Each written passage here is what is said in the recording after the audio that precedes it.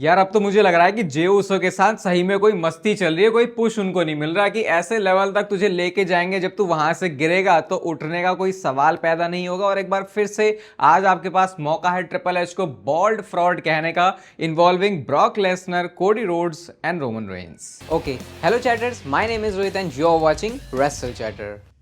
तो आज इस वीडियो में रिव्यू करने वाले हैं मंडे नाइट रॉ के एपिसोड को। हर बार मैं बोलता हूं कि अगर आप चैनल पे रिव्यू सुनने के लिए आ जाते हो, देखने के लिए आ जाते हो, तो भाई इस वीडियो को अगर आप लाइक कर दोगे तो मुझे दिल से थोड़ी सी खुशी मिल जाएगी। सबसे पहले जो शो की स्टार्टिंग है वो होती है जे उसो के साथ, और जैसा हम हमेशा देखते हैं इंटरनेट पे एक अलग रिएक्शन है, और जब वो अरीना में एंटर करते हैं, स्टेडियम में एंटर करते हैं, तो अलग रिएक्शन होता है जे उसो के लिए। वो आज तक क्योंकि सारा का सारा जो क्राउड है वो उनके साथ यीट कर रहा था। आते ही वो बोलते हैं कि मेरे को बहुत सारे लोग एडवाइस दे रहे हैं कि वो यहाँ पे रोमन रेंस का नाम लेते हैं, जिमी उसो का नाम लेते हैं, कि हर कोई मेरे ना कुछ मुझे बताने पे लगा हुआ है, लेकिन मैं इस बारे में परवाह नहीं करता कि वो मेरे बारे में क्या सोचते हैं, बिकॉज़ इट्स जस्ट मी ऊस, जो कि उनके जो गाना है उसकी भी लिरिक्स का पार्ट है। कहते हैं कि मैं एसएनएम में चैंपियन बनने वाला हूं, 4 लेटर्स 1 वर्ड करके वो बोलने वाले थे, लेकिन तभी सीएम पंक का म्यूजिक हिट हो जाता। अब सीएम पंक निकल के आता, और भाई सीएम पंक ने इतनी ज्यादा फनी चीज करी है ना। एक तो होता है किसी को रोस्ट मारना एक इंटेंशन के साथ, लेकिन सीएम पंक को देख के ऐसा लगता है कि इसकी इंटेंशन थी नहीं ऐसा कुछ करने की, तो मजे मजे में इससे ऐसे हो गया, क्योंकि सीएम पंक भी दोबारा से अपनी जो म्यूजिक है उसको बजाने के लिए बोलते हैं, और सीएम पंक का जो म्यूजिक है उसको बजाया भी जाता है। और सीएम पंक ने पहले ही अपोलोजाइज कर लिया, यार देख मैं तेरा स्टफ चुरा रहा हूं, और उसके बाद उन्होंने खुद भी 4 लेटर्स 1 वर्ड और पंक करके वैसे बोला, जो कि बहुत आप कह सकते हो कि ऐसे शॉर्ट ही था उनके ऊपर, क्योंकि वो यीट वाली चीज ऑलरेडी वो बहुत बोलते हैं और लोग उसको लेकर क्रिटिसाइज करते हैं ना। तो उन्होंने बोला देख मेरा भी अपना खुद का कोई एडिशन है, और कहते हैं कि देख मैं तेरे लिए बहुत ज्यादा खुश हूं, क्योंकि तू अब फाइनली अपने आप की सुन रहा है, तो जिमी ऊसो की नहीं सुन रहा, तो रोमन रेंस की नहीं सुन रहा। और एक चीज आप ध्यान रखना, जितनी बार भी ये रोमन रेंस जिमी ऊसो आ रहा है ना, ये ऐसे ही नहीं आ रहा। डब्ल्यूडब्ल्यूई हम फैंस को फील करवाना चाह रहे हैं कि जे ऊसो अब खुद के हिसाब से चलता है, ताकि वो पैरेलल तरीके से ये ब्लड लाइन की स्टोरी भी चला सके, वरना ऑब्वियसली इतनी बार इस चीज को मेंशन नहीं करते। फिर आगे वो सीएम पंक कहते हैं कि देख मैं भी अपनी ही सुनता हूं, लेकिन चीजें आसान तब होती हैं ये सब करना, अपने आप पे विश्वास करना, जब तुम जीत रहे हो। लेकिन जब तुम हारते हो या फिर हारने वाले हो, ऐसा करके वो एसएनएम के मैच को टीज कर देते हैं कि मैं तुझे हराने वाला हूं। सीएम पंक कहते हैं कि तुम्हारी जो बॉडी लैंग्वेज है ना, वो मुझे बहुत कुछ बता रही है। तुमने जिस तरीके से अपने भैया को ऊपर से फेंक दिया, और उसके बाद जो से तुम दिखा रहे हो कि क्या चीजें चाहिए होती हैं इस इंडस्ट्री में ऐसे चलने के लिए, लेकिन तुम कितना आगे जा सकते हो। और मैं यहां पे जिमी ऊसो के भाई या फिर लिटिल रोमन से बात नहीं कर रहा, मैं बात कर रहा हूं मेन इवेंट जे ऊसो से। और ऐसा करके वो उनके अंदर की जो थोड़ी सी गर्मी है उसको निकालना चाह रहे होते हैं। फिर सीएम पंक कहते हैं कि देख जो भी ये सब है, जब मैं एसएनएम में तुझे नॉकआउट करूंगा ना, तब ये होगा कि अब उसके बाद तो आगे कैसे जा सकता है। तो मतलब ये सारी चीजों के बाद सीएम पंक का मानना है कि तू कितना भी ट्राई हार्ड कर ले, तू मेरे लेवल पे नहीं है, मैं जीतने ही वाला हूं। इसके बाद जे ऊसो आते हैं वापस अपने शब्दों के साथ, और ये वो मोमेंट है जब मुझे लगा कि डब्ल्यूडब्ल्यू की क्रिएटिव टीम अगर सही में जे ऊसो को चाहती है कि वो टॉप लेवल का सुपरस्टार है, तो ये शब्द जे ऊसो के मुंह से निकल कैसे गए। जे ऊसो कहते हैं कि देख मैंने भी कच्ची गोलियां नहीं खेली है, मैं भी पानी में नीचे उतर चुका हूं, मुझे भी स्विम करना आता है, थोड़े मुहावरे वाले तरीके से वो बोलते हैं। और कहते हैं screw you punk, I will show you who is the best in the world at Saturday Night's Main Event. तो मतलब इतना ये लाइन तो ऐसी होगी कि मेरे को अगर 5 सेकंड मिले ना कि सीएम पंक के सामने तुम्हें कुछ बोलना है, तो मैं जाके यही बोलूंगा। जे ऊसो एक तो बंदे को वैसे ही तुम प्रोमो के लिए बहुत ज्यादा क्रिटिसाइज करते हो, और उसके बाद जब तुम इतनी सिंपल चीजें देते हो कि स्क्रू यू और मैं दिखा दूंगा कि बेस्ट इन द वर्ल्ड कौन है, मतलब अब सोच लो इससे क्या ही समझ सकते हैं हम। ये तो जब जे ऊसो को लोग देखते हैं कि अच्छा आज ये प्रोमो में क्या बोलेगा, ये सीएम पंक जो कि बेस्ट ऑन माइक है, इसके सामने जब आएगा जे ऊसो तो वो क्या बोलेगा। और उसके बाद जे ऊसो कुछ इन शब्दों के साथ आता है, फिर उन्होंने बड़े ही अग्रेशन के साथ, जैसे इतनी ही एनर्जी बची है और उसके बाद आपको आज रात करना नहीं है, तो 4 लेटर्स 1 वर्ड ईट करके उन्होंने बड़ी जोर से बोला, और क्राउड भी उनके साथ बोलता है। उस समय माहौल में तो देखो जे ऊसो को हर कोई पसंद कर रहा है, एंजॉय कर रहा है, इवन उनके लिए चीयर भी होते हैं। और ये बात ध्यान रखना कि एलए नाइट को पीछे रख के जे ऊसो को आगे रखा गया सीएम पंक के सामने एसएनएम का मैच देने के लिए। लेकिन ये जो जे ऊसो ने किया मुझे तो बड़ा अजीब और वियर्ड लगा। एक अच्छा प्रोमो इंटेंस बैटल भी हो सकती थी, लेकिन शायद डब्ल्यूडब्ल्यू को ये भी लगा कि जे ऊसो शायद पता नहीं क्या था कैसे था। आपका ओवरऑल क्या है इस ओपनिंग सेगमेंट के बारे में विचार वो आप कमेंट सेक्शन में बता सकते हो। और इसके बाद आता है नेक्स्ट शो पर मैच पेंटा वर्सेस रूसेव के बीच में। जो भी ये जीतेगा वो डोमिनिक मिस्टीरियो को सैटरडे नाइट्स मेन इवेंट में फेस करेगा। और डोमिनिक को क्योंकि मैच करने में बहुत डर लगता है क्योंकि उसकी इंटरकॉन्टिनेंटल चैंपियनशिप जा सकती है, तो एक बहुत ही अलग खेल रचा इस मैच में डोमिनिक ने। बैक स्टेज से हमको पता चल गया था कि किसी को तो हेल्प के लिए उन्होंने बोला है और एल ग्रांडे अमेरिकानो की पूरी टीम आ जाती है अमेरिकानोस की, और उनको ऐसा लगा कि डिस्क्वालिफिकेशन हो जाएगा, और डिस्क्वालिफिकेशन हो जाएगा तो भैया फिर तो ऐसा नहीं मैच नहीं हो पाएगा। इन्होंने मारा, उसके बाद आगे पेंटा और रूसेव ने स्टैंड टॉल कर लिया था। बट फिर जाके हमको बैक स्टेज से पता चलता है कि एडम पियर्स बहुत ही चालाक आदमी है। उन्होंने बोला कि भाई देख, अब तक तो तुझे एक बंदा मिल रहा था ना, अब तुझे दोनों बंदे मिलने वाले हैं। और एसएनएमई के लिए जो मैच ऑफिशियल हुआ है वो है ट्रिपल थ्रेट मैच, जहां पर डोमिनिक को रूसेव और पेंटा दोनों के सामने ही अपनी चैंपियनशिप को डिफेंड करना पड़ेगा। जिस तरीके से एसएनएमई का कार्ड शेप कर रहा है, ऐसा लग रहा है कि शायद अब तक का सबसे बड़ा कार्ड टाइप का फील हो रहा है, या फिर यहाँ काफी सारी बड़ी चीजें हो सकती है। ये कोई ऐसा नहीं बोल रहा है कि बहुत ज्यादा कोई हाइप हो जाए हम एसएनएमई के लिए, लेकिन हाँ काफी सारी चीजें ऐसी है जो कि मतलब चैंपियनशिप भी बहुत सारी इन्वॉल्व कर दी ना उन्होंने, तो उस वजह से जो शो है वो थोड़ा सा स्पेशल बन जाता है। अब इसके बाद बैक स्टेज से एक सेगमेंट आता है ब्रॉन ब्रेकर, पॉल हेमन और ब्रॉनसन रीड का। और ब्रॉन ब्रेकर ना बेचारा अभी भी समझ नहीं पा रहा कि पॉल हेमन ने जो बात बोली कि बैटल रॉयल में वो नहीं है, उसका क्या मतलब है, क्योंकि उनके हिसाब से तो भैया बैटल रॉयल में अगर हम होते तो वो जीत जाते, उसके बाद सीधा वर्ल्ड चैंपियनशिप के लिए मैच मिलता और हमारे पास में चैंपियनशिप होती। अब पॉल हेमन कहते हैं कि देख ब्रॉन ब्रेकर बेटा, आइडिया तुम्हारा बिल्कुल सही है, हम इसमें कुछ नहीं बोलते, लेकिन इसके कॉन्सिक्वेंसेस भी हो सकते हैं, क्योंकि उसके बाद एडम पियर्स के चांसेस थे कि वो हमें सस्पेंड कर देते,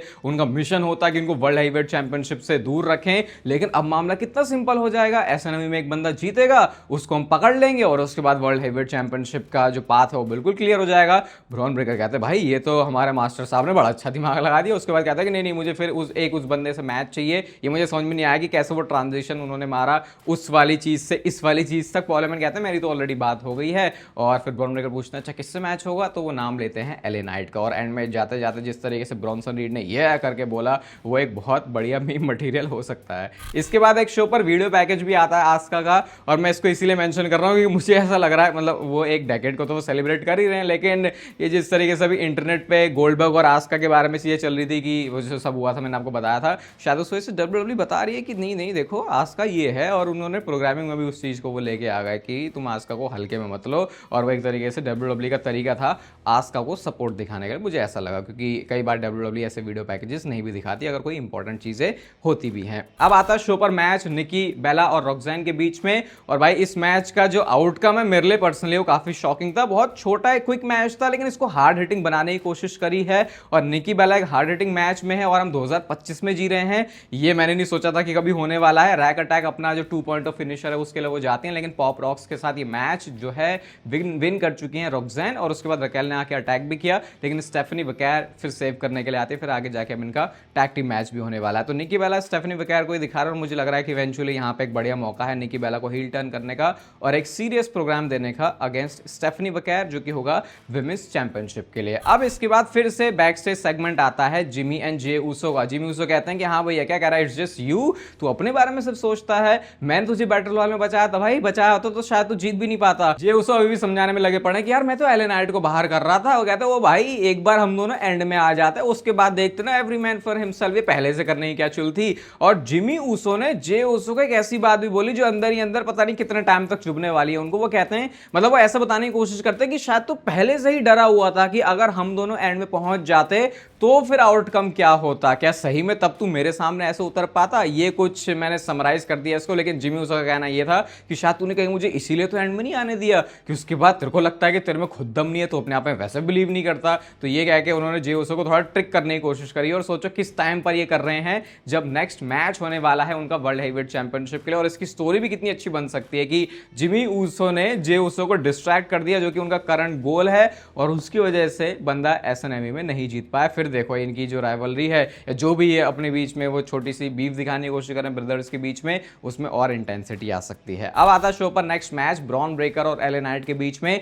एले नाइट ने अपनी एंट्रेंस के टाइम पर ही वो एक फैन का साइन दिखाया जो कि हो सकता है प्रॉब्लम में लेके आए एले नाइट को। क्या होता है, एक फैन ने साइन पकड़ा हुआ था जिसमें लिखा था कि we want LA Knight not Jey Uso. उसको कैमरा पे वो दिखाते हैं, वो तो जो नीचे से लोअर थर्ड आता है एले नाइट का जिसमें नाम लिखा होता है, उसकी वजह से थोड़ा सा वो छुप गया, लेकिन दिख रहा था फिर भी वो किस वाले साइन को एले नाइट दिखा रहे हैं। रिंग के बीच में आज जो ब्रॉन ब्रेकर इधर से उधर दौड़ा है ना भाई, वो स्पीड पता नहीं कहां से जनरेट कर देते हैं। वो ब्रॉक लेसनर की एक फेमस क्लिप है रेसलमेनिया की, उसकी बार बार याद आ जाती है, क्योंकि जिस तरीके से ब्रॉक लेसनर एथलेटिक हैं वैसे ही थोड़ा थोड़ा जो वाइब है वो ब्रॉन ब्रेकर को देख के भी आती है। एलन नाइट ने सुपरप्लेक्स हिट किया और एक बहुत ही क्लोज किकआउट आता है, ब्रॉन्सन रीड ने भी रिंग एप्रन पे आके चुल करी, एलन नाइट ने उनको मार दिया। पॉल हेमन भी पता नहीं रिंग साइड पे क्या तो कुछ करने की कोशिश कर रहे थे कि जैसे कि वो भी एलन नाइट को मारेंगे, बट ऑब्वियसली वो तो करने नहीं वाले थे। अब क्या मस्त कैमरा एंगल के साथ और क्या परफेक्ट तरीके से मूव्स को एग्जीक्यूट किया यहाँ पे, और इसे बनाता है WWE का वो नेक्स्ट क्या बोलते हैं टॉप लेवल की प्रोग्रामिंग वाला कंटेंट की। ठीक है, रेसलर भी है, मूव भी है, उसका एग्जीक्यूशन भी बढ़िया और उसका कैमरा एंगल भी कितना अच्छा था, क्योंकि जब वो एल्बो ड्रॉप के लिए जाते हैं तो उतने में नीचे से कैमरा होता है और जो कि किप अप, उसके बाद ब्रॉन ब्रेकर लगाते हैं और एक स्पीयर में उन्होंने फिर उसको कन्वर्ट करके पिन कर दिया एलन नाइट को। देखो भाई एलन नाइट पिन हो रहे हैं एवं ही, क्योंकि इससे एवं ही इसलिए बोला जा रहा है क्योंकि एलन नाइट वो बंदा नहीं जो कि ऐसे पिन हो जाए, लेकिन क्योंकि यहाँ पे ये बंदा ब्रॉन ब्रेकर है जिसको WWE अभी तगड़े वाले पुश पे उन्होंने रखा हुआ है, तो ऑब्वियसली फिर ये चीजें आपको WWE में देखने को मिलेंगी। अब इसके बाद फिर से एक बार बैकस्टेज सेगमेंट आता है जिमी और जे उसो का। अब जे उसो कहते हैं कि देख भाई, मैंने सुना कि तूने क्या बोला, अच्छे से मैं समझ रहा हूं, तू मेरा भाई है, मैं तुझे प्यार करता हूं। मतलब वो अपना यहाँ पे जो भाई जा रहा है उसको दिखा रहा है, थोड़ा सा जो गर्मी हुई है इतनी उस पर ठंडा पानी डालने की कोशिश कर रहे हैं। फिर जे उसो कहता है कि देख, मेरी ये गलती नहीं है कि अगर तेरे तरीके से चीजें नहीं गई बैटल रॉयल में, वो जो भी सब कुछ हुआ, और तू मेरे पास ये कहने के लिए आ रहा है कि मैंने तुझे धोखा दिया। यार मेरी ऑलरेडी इतनी भसड़ चल रही है, रोमन रेंस वाली, विजन वाली और सीएम पंक वाली। कह रहे हैं कि मतलब ये ऑन द प्लेट ऐसे करके उन्होंने बोला कि मेरी बहुत सारी चीजें हैं, तो फिर से यहाँ पे रोमन रेंस वाली चीज को लेके आया गया है। तो देखो अभी क्या मतलब इसके बनाने वाले हैं जब रोमन रेंस वापस आएंगे। फिर क्या, फिर मुझे एग्जैक्टली समझ में नहीं आया, लेकिन कुछ जे उसो ऐसा कहना चाह रहे थे कि उनके साथ अभी कोई बंदा नहीं है, मतलब उनको सपोर्ट करने के लिए, उनकी बैक के लिए, ऐसा कुछ जे उसो जिमी उसो को बोलना चाह रहे हैं। जिमी उसो का भी दिल पिघल गया, वो कहते हैं फील मी, तुम करते हो मुझे फील, तो उसके बाद लव यू कह के जो है दोनों भाइयों का भाईचारा ऑन टॉप हो जाता है फिलहाल के लिए यहाँ पे। तो ऐसा लग रहा है कि शायद अभी के लिए मामला इन्हें थोड़ा सा ठंडा कर दिया, ताकि जो मेन फोकस है SNME के लिए रहे जे उसो का कि उसको वर्ल्ड चैंपियनशिप जीतनी है। इसके बाद शो पर नेक्स्ट मैच आता है शेमस वर्सेस जेडी मैकडोना का, और यहाँ पे भी एक शॉकिंग क्या अपसेट बोलेंगे इसको या फिर शॉकिंग विन निकला इस मैच का, क्योंकि जेडी मैकडोना ने यहाँ पे मैच जीत लिया है। स्पेनिश फ्लाई उन्होंने लगाई और स्पेनिश फ्लाई लगाने के बाद देखना बंदा भूल ही गया कि उसको पिन करना, दोबारा आके वो जो है पिन कर देते हैं। रिंग साइड पे शेमस ने भी, वो जो फिन बैलर उन्होंने बहुत चुल करी थी और उनको ठिकाने भी लगाया था, बट जो भी है जेडी मैकडोना ये वाला जो मैच है उसको जीत चुके हैं। शेमस के साथ क्या चल रहा है उसको तो ज़्यादा आई थिंक हमें समझना नहीं चाहिए, क्योंकि ऐसी चीज़ें और भी बहुत सारे बड़े बड़े सुपरस्टार्स के साथ हो रही है आजकल WWE में। और फिर इसके बाद मैच आता है Charlotte Flair and Alexa Bliss versus Lyra Valkyrie and Bayley के बीच में। यहाँ पे tag team championship on the line थी, और भाई इन्होंने एक PLE लेवल का मैच डिलीवर किया है। स्पॉट्स तो मैं आपको क्या ही बताऊं, कितने सारे आपको देखेंगे। एलेक्सा ब्लिस कहीं पे डबल DDT लगा रही हैं, हॉट टैग हमको देखने को मिल रहा है, मून शॉट लगा दिया शार्लेट ने दोनों ही सुपरस्टार्स के ऊपर। फिर उसके बाद लायरा ने वहां पे किकआउट भी कर दिया। बेली की अपनी अलग से ही मैच के बीच में कभी भी आंधी आ जाती है, जिस आंधी में हर कोई बंदा उड़ जाता है। एक वो जो बीच में आके इंटरप्ट करके सिस्टर एबिगेल हिट किया एलेक्सा ब्लिस ने, वो भी बहुत अच्छा था।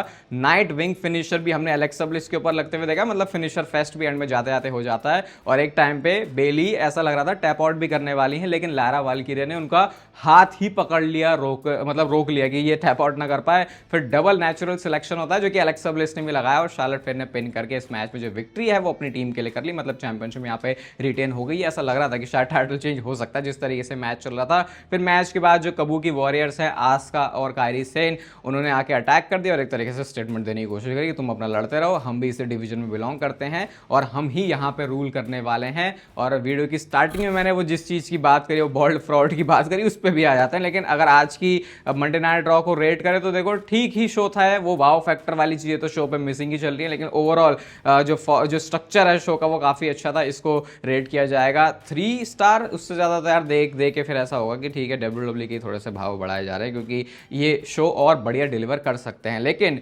जिस बॉल्ड फ्रॉड वाली चीज़ की हम बात कर रहे थे वो इन्वॉल्व किसके बारे में, वो रोमन रेंस के बारे में है, कोडी रोड्स के बारे में है और ब्रॉक लेसनर के बारे में है। तो कल वाली वीडियो में वो जो मिस्ट्री मैन की बात हो रही थी कि ये कोई फैक्शन निकल के आने वाली है, तीनों अलग अलग वहां पे जूते नजर आ रहे थे। अब ये पता चला कि वो किसी के रिटर्न के लिए नहीं है, किसी के डेब्यू के लिए नहीं है, किसी के फैक्शन के लिए नहीं है, किसी के सरप्राइज के लिए नहीं है, बल्कि वो 3 नाम है रोमन रेंस, ब्रॉक लेसनर और कोडी रोड्स। अब इससे पहले कि आप पागल हो जाओ कि क्या होने वाला है, पता ये चलता है कि रेसलमेनिया जो अगले साल होने वाली है उसके प्रमोशनल मटेरियल के लिए WWE ने कुछ कंटेंट शूट किया जो कि बहुत जल्दी आपके सामने आने वाला है। ये किसी WWE की करंट स्टोरी लाइन से रिलेटेड नहीं है, बट एक फन चीज हो सकती है कि अगर ये इसको शूट कर रहे हैं तो अगर सेम फ्रेम में रोमन रेंस, कोडी रोड्स और ब्रॉक लेसनर दिख रहे हैं, भले ही वो एडवर्टाइजिंग मटेरियल है, कुछ तो वहां पे इंटरेस्टिंग चीज एक बार के लिए हो जाएगी। लेकिन इसका लिंक किसी भी स्टोरी या फिर किसी भी रिटर्न से नहीं है, जो कि डिसअपॉइंटिंग है। और इसके बाद जो बरसे हैं लोग वो कुछ अलग ही था। बाकी इस वीडियो को अगर आप यहां तक देख रहे हो तो इसे लाइक कर देना, चैनल को सब्सक्राइब कर दो ऐसे और मस्त WWE से रिलेटेड कंटेंट के लिए। बाकी तब तक फिर लेते रहो जिंदगी के मजे।